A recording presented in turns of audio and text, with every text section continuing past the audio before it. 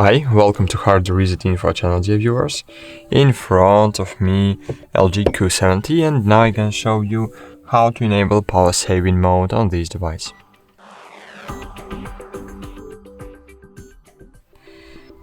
So firstly, open settings, then scroll down, choose battery, and here you will see battery saver. And here choose your off mode, extended mode, or maximum mode. So open maximum mode, click switch mode, and here we are in the battery power saving mode, in battery ultra power saving mode. Okay. So of course you can enable just normal extended mode, and you can disable battery saver mode. That's it. Thanks for watching. Like this video, subscribe to our channel, and bye. See you.